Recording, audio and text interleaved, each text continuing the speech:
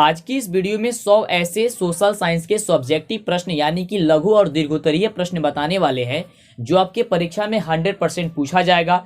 यह गेस किया हुआ प्रश्न है और गारंटी के साथ कह सकते हैं कि जिस बच्चों को यह प्रश्न याद हो जाएगा उससे एक भी प्रश्न नहीं छूटेगा। तो आइए वीडियो को शुरू करते हैं और देखते हैं कि यह प्रश्न कौन कौन सा है और इस पीडीएफ को कहां से आप डाउनलोड कर सकते हैं, जिससे आपको आसानी से यह पीडीएफ मिल जाएगी और आप आसानी से तैयारी कर करके और अपने परीक्षा में बढ़िया अंक से पास हो सकते हैं। लेकिन उसके पहले अभी तक आप हमारे चैनल को सब्सक्राइब नहीं किए हैं तो जल्दी से चैनल को सब्सक्राइब कर लीजिए, क्योंकि जब तक चैनल को सब्सक्राइब नहीं करेंगे तब तक आपको आगे से कोई भी कमाल की वीडियो नहीं मिल पाएगी और आपकी तैयारी अधूरी रह जाएगी। तो सबसे पहला देखिए प्रश्न आपको हम गेस किए हुए हैं कि राष्ट्रवाद क्या है। काफी बढ़िया प्रश्न है।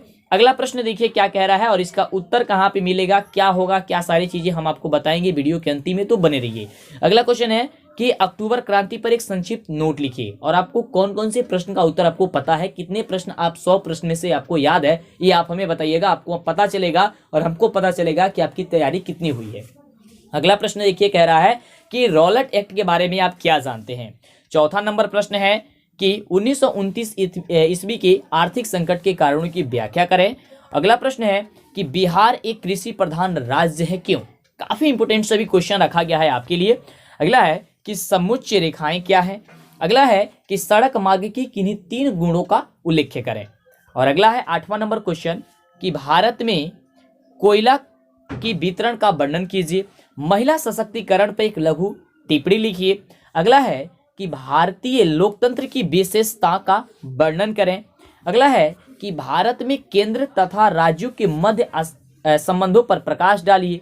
अगला है कि भारत में सर्वप्रथम राष्ट्रीय आय की गणना कब और किसके द्वारा की गई थी। ये सारी क्वेश्चन जो है काफी इंपोर्टेंट है। जो बच्चे इसे छोड़ करके जाएंगे, जो बच्चे इस प्रश्न का उत्तर नहीं याद करेंगे, मैं गारंटी से कह सकता हूं कि उनकी परीक्षा में मार्क्स नहीं आ सकती है।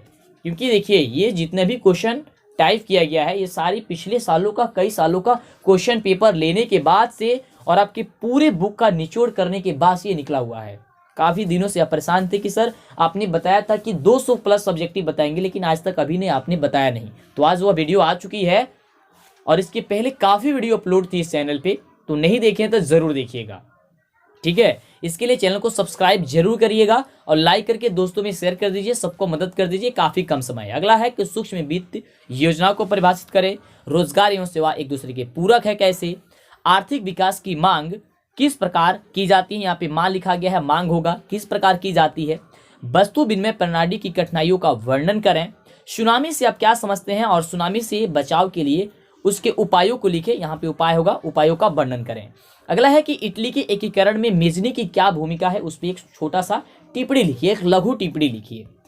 आप हमें जरूर बताइएगा कि आपने कितने प्रश्न इसमें से बता सकते हैं, आप कितने प्रश्न का उत्तर आपको पहले से पता है। नीचे कमेंट में जरूर बताइएगा अपने नाम के साथ और कहाँ से हैं आप ये भी बता दीजिएगा। अगला प्रश्न है कि दांडी यात्रा पर एक लघु या छोटा सा एक टिप्पणी लिख दीजिए। अगला है क्वेश्चन कि औद्योगिकरण से आप क्या समझते हैं। वियतनाम की स्वतंत्रता संग्राम में हो चिन मी के योगदानों की जो है वह वर्णन कीजिए। भारतीय राष्ट्रीय आंदोलन में प्रेस की भूमिका और प्रभाव पर प्रकाश डालिए। अगला है कि बिहार में ग्रामीण जनसंख्या की तुलना में शहरी जनसंख्या में अत्यधिक क्या हुई है, वृद्धि हुई है। इसके 3 कारण कोई हो तो आप बता दीजिए।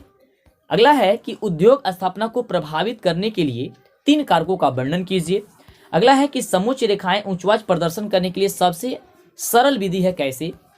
अगला है कि बहुउद्देशीय नदी घाटी परियोजनाओं से होने वाले लाभ तथा हानि का वर्णन करें।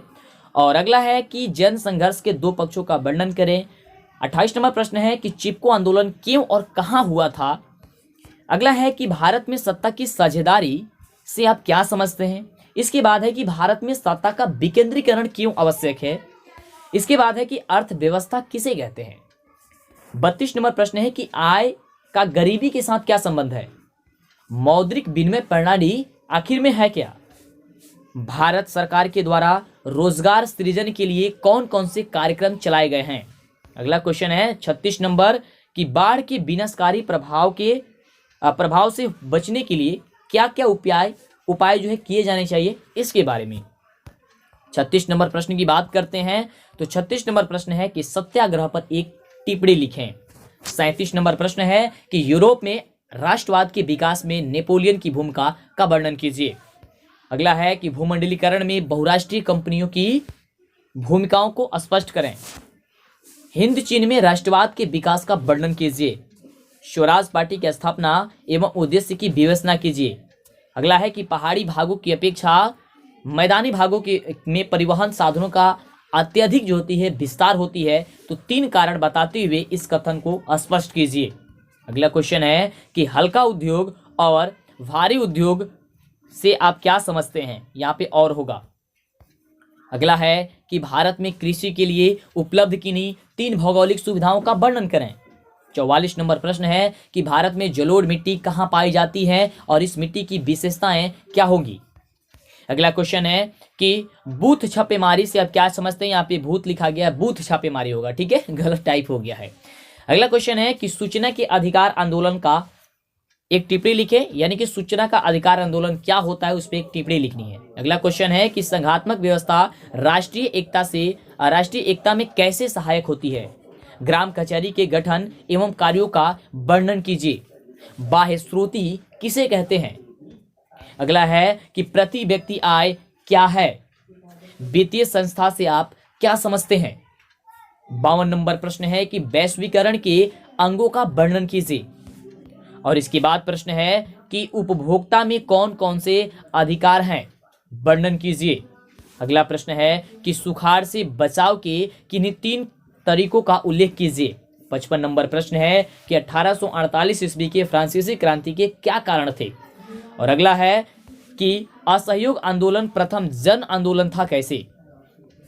औद्योगिकरण ने मजदूरों की आजीविका को किस तरह से प्रभावित कर दिया था। यह 57 नंबर प्रश्न है। 58 नंबर प्रश्न की बात करते हैं तो कह रहा है कि माइली गांव की घटना क्या थी और इसका क्या प्रभाव पड़ा था। अगला है कि बारदोली सत्याग्रह का क्या कारण था, क्या यह सत्याग्रह सफल रहा, इसके बारे में क्वेश्चन पूछा जाता है। आगे है कि बिहार के तापीय विद्युत केंद्रों का उल्लेख कीजिए। 61 नंबर प्रश्न है कि गैर परंपरागत ऊर्जा स्रोतों को उल्लेख करें। अगला क्वेश्चन है कि हरित क्रांति से आप क्या समझते हैं। और अगला प्रश्न है कि भारत में पाइपलाइन परिवहन का वर्णन कीजिए। अगला क्वेश्चन है कि सत्ता के विकेंद्रीकरण से आप जो है क्या समझते हैं। आखिर में सत्ता के विकेंद्रीकरण जो होता है वह क्या होता है। अगला क्वेश्चन है 65 नंबर कि गठबंधन की राजनीति कैसे लोकतंत्र को प्रभावित करती है। 66 नंबर प्रश्न है कि संघात्मक शासन व्यवस्था में लिखित संविधान क्यों आखिर में आवश्यक है। 67 नंबर प्रश्न है कि भारतीय संविधान की मुख्य विशेषताओं का वर्णन कीजिए। अगला क्वेश्चन है कि भाषा के आधार पर भारत विश्व का सर्वाधिक विविधता वाला देश है कैसे। अगला क्वेश्चन है कि समावेशी विकास आखिर में क्या होता है। किसानों को साख अथवा ऋण की आवश्यकता क्यों होती है। अगला क्वेश्चन है 71 नंबर की भारत में राष्ट्रीय आय की गणना किस संस्था के द्वारा की जाती है या होती है। अगला है कि बिहार में आर्थिक व्यवस्था पर वैश्वीकरण सकारात्मक प्रभाव का वर्णन कीजिए। और अगला नंबर प्रश्न है कि अर्थव्यवस्था की संरचना से आप क्या समझते हैं, इन्हें कितने भागों में बांटा गया है। और सबसे ज्यादा यह क्वेश्चन पूछा जाता है आपकी परीक्षा में।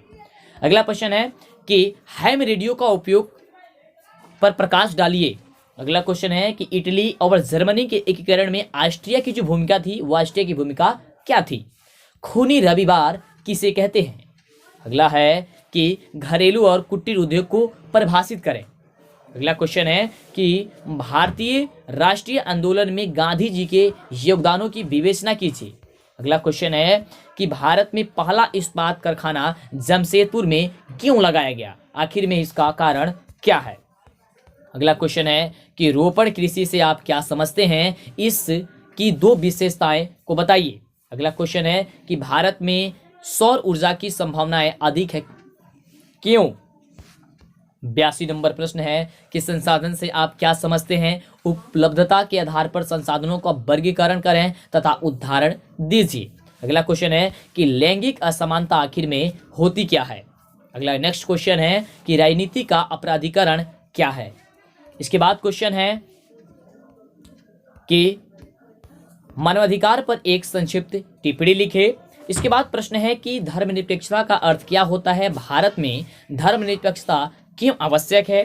87 नंबर प्रश्न है कि भ्रूण हत्या जो है वह क्या है, क्या इस एक कानून रोक पाने में सफल हुआ। अगला है कि वस्तु विनिमय प्रणाली आखिर में होता क्या है, आर्थिक विकास किसे कहते हैं और एटीएम। अगला क्वेश्चन है कि राष्ट्रीय वित्तीय संस्था किसे कहते हैं, इसे कितने भागों में बांटा गया है, वर्णन कीजिए। और अगला क्वेश्चन है कि बहुराष्ट्रीय कंपनियां किस प्रकार विश्व भर में उत्पादन को एक दूसरे से जोड़ती है। अगला प्रश्न है कि सुखाड़ के नियंत्रण के लिए क्या क्या उपाय किए जाना चाहिए या होना चाहिए। अगला प्रश्न है कि मेटरनिक युग क्या है या मेटरनिक कौन थे, यूरोपियन इतिहास में यह क्यों विख्यात है। अगला प्रश्न है 95 नंबर कि रासायनिक हथियारों नापा एवं एजेंट ऑरेंज का वर्णन करें। अगला क्वेश्चन है कि चंपारण सत्याग्रह पर टिप्पणी लिखे। और अगला 97 नंबर प्रश्न है कि यूनानी स्वतंत्रता आंदोलन का वर्णन करें। अगला प्रश्न है कि शहरीकरण की प्रक्रिया में व्यवसायी वर्ग, मध्य वर्ग एवं मजदूर वर्ग की भूमिका की व्याख्या कीजिए। और 99 नंबर प्रश्न है कि भूमंडलीकरण का भारतीय कृषि पर क्या प्रभाव पड़ा। और उसके बाद से लास्ट प्रश्न है कि खनन क्रिया को प्रभावित करने वाले कौन कौन से कारक हैं। अब एक चीज रही कि सर ये पीडीएफ हमको दे दीजिए, तो आपको पीडीएफ हम दे देंगे। इसके लिए आपको क्या करना होगा, आपको हमारे टेलीग्राम पे जाना होगा। टेलीग्राम का लिंक नीचे डिस्क्रिप्शन में है, या टेलीग्राम आप अगर यूज करते होंगे तो उस पे जाकर के आप DLS एजुकेशन सर्च कीजिएगा, तो आपको टेलीग्राम मेरा ओपन होकर के चला आएगा। उसमें आपको यह पीडीएफ हम सेंड कर देंगे, आपको वहां से यह पीडीएफ मिल जाएगी। लेकिन आपके पास सबसे बड़ी समस्या खड़ी हो गई है कि सर इन सभी प्रश्नों का उत्तर हम लोगों को कैसे मिलेगा।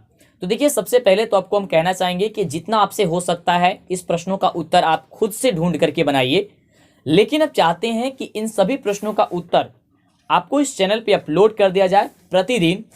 तो इस चैनल पे आप पहली बार आए हैं तो चैनल को सब्सक्राइब नहीं किए तो पहले तो चैनल को सब्सक्राइब कीजिए। और दूसरी चीज कि इस वीडियो को कम से कम 1000 से ज़्यादा स्टूडेंट अगर लाइक करेंगे तो इस चैनल पे लगातार सब्जेक्टिव का वीडियो अपलोड होना शुरू हो जाएगी। तो इसके लिए जितना ज़्यादा आपसे हो सकता है इस वीडियो को शेयर कीजिए, बोलिए कि इस वीडियो पे लाइक करें। क्योंकि देखिए, हम इसलिए लाइक के कह रहे हैं कि अगर आपको यह पसंद आएगा कि हाँ इस चीज़ की आपको ज़रूरत है तब हम आपको बनाएंगे। ऐसा नहीं कि मान लीजिए कि आपको ज़रूरत ना हो और हम बनाना शुरू कर दें, क्योंकि काफ़ी जब हम लोग देखते हैं कि जब हम लोग सब्जेक्टिव टाइप प्रश्न बताते हैं तो उस समय बच्चे एक्टिव नहीं रहते हैं, छोड़ करके चले जाते हैं। लेकिन वही चीज़ ऑब्जेक्टिव को बताई जाती है तो काफ़ी बच्चे बढ़िया से देखते हैं, लास्ट तक बने रहते हैं, लेकिन सब्जेक्टिव टाइप प्रश्न में भाग जाते हैं।